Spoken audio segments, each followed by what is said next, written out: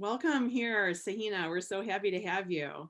Excited to be here. I was so excited to have the opportunity. Really a really big honor and ready to dig in. Absolutely. And you are a chef to watch. So we're watching what you're doing. And I always like to ask people, how did you become a chef? What is your kind of origin story? Oh wow! I grew up with my family running an Indian restaurant in Venice Beach, actually, right on Abercrombie. My grandmother was an amazing cook, and I'm sure every chef says somebody in their family has, the food piece in them. But my grandmother had um, 8 children, sorry, 6 girls and 8 boys, and all of them were excellent cooks. We opened the restaurant to put them actually through college. I was about 10 years old, and I worked the appetizer station. And I swore I would never work in the kitchen because you had to work too hard. Right. Went to work at a desk job, hated the desk job, and went to culinary school and then kind of never looked back. Cool, cool. And you are now in a leadership role. So to you, what's the difference between being a good chef and being a leader? Like how do those two things kind of like converge and then how are they different? Yeah, there's definitely a difference. There's a connection as a cook, or somebody on the line with the food piece and maybe the presentation piece. Definitely a lot of passion that goes into the process. But as the leader, we're modeling the process and the connection with the food, but we're also connecting with the people and teaching them how to bring the best out of each other. We're working with customers on the other side of us, and we want to make sure we're providing great quality service. And for me, there's a personal interest in seeing everybody make that connection to the food and the idea or the bigger picture of the service aspect, because that's really what it's about. How do we deliver a quality product, but also engage people in a way that makes them feel good? Right, right. There's a part of about making people helping them fulfill what they can do and helping people see what they can accomplish, which is awesome. And sort of the flip side of that is when you have a toxic boss, when you have somebody that, and I think many people have dealt with this and it's people deal with it in different ways. And I think now it's so great that people are speaking up and people are feeling empowered to speak up. So I read about your experience a little bit where you just had this terrible boss and you were like, you know what, enough is enough. And you spoke up and then you moved on since then. This was like 10 years ago. Yes. How did you kind of find it in yourself to say like no, no more, even though you need the job, you want to have the job?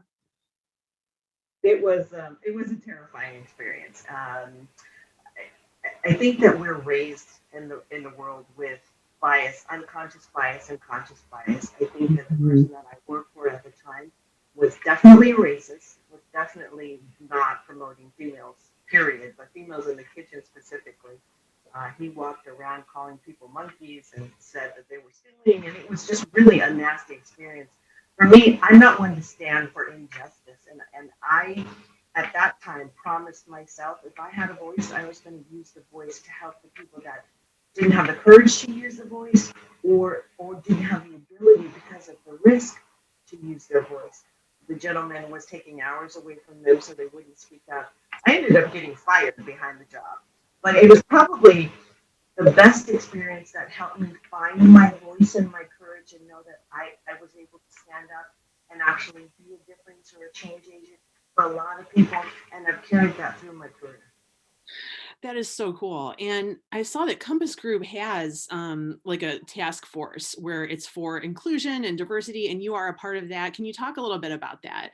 We have a diversity and inclusion council, very focused on bringing all of the pieces and inclusion together to our culture, but also to the public as well. I can say for me, Compass has been, and Morrison specifically, has probably been my best employment career because there's so much opportunity. When I started in the kitchen, there were a handful of female chefs. Now there are a multitude of female culinarians. There's all different sorts of flavors and colors in the kitchen, which is outstanding. And I think it's really a true testament to the commitment of the diet, raising awareness and bringing sensitive issues to the table so that we can talk about it. We just had a really powerful experience with my culinary team talking about women in the kitchen. And we were able to sit and have a conversation and let me tell them stories about how I was challenged in the kitchen or a bad situation to Mhm. really raise awareness and empathy and how you can be an ally to help the people on the other side of you overcome or help move out of the way because everybody deserves an equal shot. Absolutely. And I think kitchens, professional kitchens were definitely such a male dominated space that, and even like in Anthony Bourdain's book Kitchen Confidential, like, RIP Anthony Bourdain, and Yeah. I admire him a Yeah. lot. It's just the way that he talked though about women in the kitchen. It was kind of like the ones that were going to make it were just as tough, just as vulgar as the people. So it came across to me like, well, if you want to survive, you have to be like just as foul-mouthed, and I think that's in other industries too, where you're like, I'm one of the guys, I'm fine. But it's kind of a good conversation to bring that up. It's like maybe not all men are comfortable with that, like males, or it's like a toxic energy. So it's like there's a lot of stuff to unpack about women in the kitchen.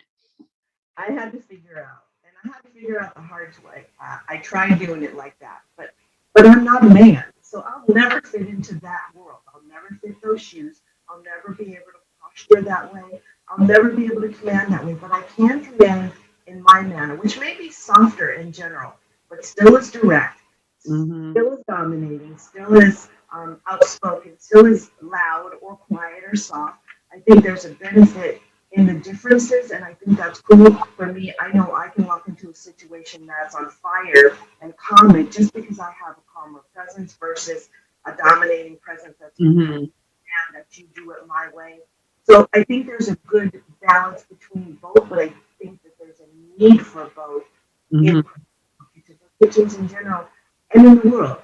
We all come to the table with very unique qualities, and our ideas as leaders is to maximize those qualities, to bring those good things out of people, regardless of their gender or their religious background or what they look like, because that makes the experience that much more unique because you've done it this way and I've done it this way. I say there's no bad way. There's different ways, and different ways Hmm. can be really powerful and really good. So try not to judge the situation. Different can work. You have to be the one that's flexible and not judge. Yeah, absolutely. I think it's so important to get these different perspectives and to talk about this.